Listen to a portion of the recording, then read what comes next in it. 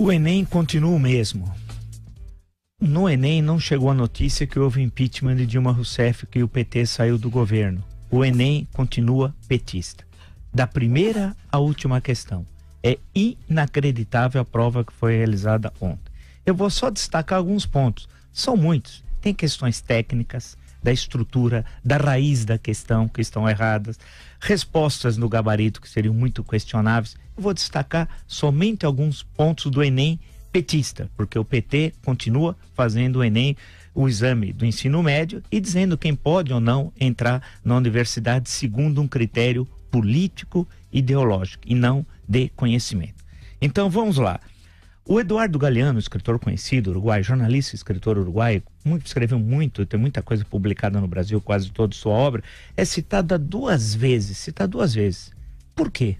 Tem dois textos do Eduardo Galeano, um inclusive em espanhol. Será que a literatura espanhola não tem gente mais expressiva que o Galeano? Claro que tem. Tem um lá citado, um texto do Gabriel Garcia Marques, claro, prêmio Nobel de Literatura mais que conhecido. Por que duas vezes o Eduardo Galeano? Porque ele era de esquerda e ser identificado com o PT? É por causa disso? Pergunto. Só pode ser, né? Já tenho até a resposta. Há uma série na parte de literatura brasileira de autores menores. Autores absolutamente que não têm a mínima importância na literatura brasileira, excetuando dois. Guimarães Rosa e Graciliano Ramos. Duas questões, uma sobre cada um. Mas o resto são autores menores, que não têm a mínima importância. Inclusive, tenho absoluta certeza que não foram ensinados no ensino médio, nos 3 anos do ensino médio. Foi alguém trabalhou com esses autores? Tenho certeza que não. O presentismo marca as questões. O excesso do presentismo. É como se o presentismo determinasse a história de todas as questões. Muitas. É o presentismo. Citações da internet em textos adaptados tal. Por exemplo, eu queria saber por que a Carta Capital é citada. A Carta Capital era uma revista identificada com os criminosos do PT, não é verdade? Com o projeto criminoso de poder petista. Todo mundo sabe. É citado, tem um texto longo lá da Carta Capital. Isso, em 2018.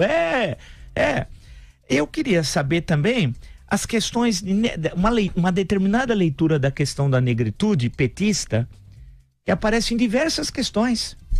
É aquela leitura de querer construir à força uma contradição racial no Brasil, em várias questões. As questões de gênero, então, são muito interessantes. Por exemplo, um aluno fica 3 anos no ensino médio, 3 anos, para responder a seguinte questão, número 31. A questão diz o seguinte: Acuenda o Pajubá, 2 pontos. Conheço o dialeto secreto utilizado por gays e travestis.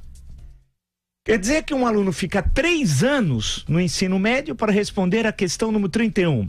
Vou repetir. Acuenda o Pajubá. Conheço o dialeto secreto utilizado por gays e travestis.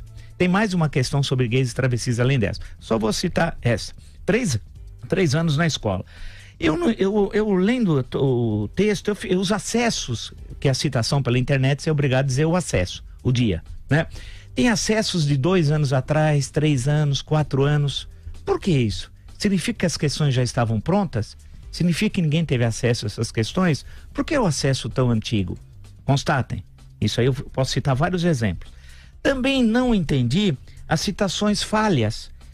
Quem fez a prova não sabe fazer citação, precisa voltar para a escola.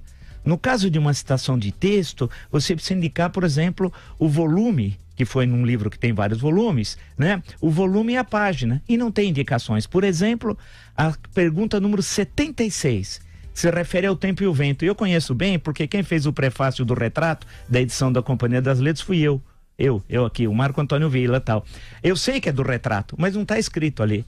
Porque você tem o continente, o arquipélago, o retrato tal, não está escrito. E não está escrito nem a numeração, nem a citação da página. Tá errado, não sabe fazer, precisa voltar para a escola. E tem, para não me estender muito, porque eu poderia ficar aqui 3 dias, é a questão de 64.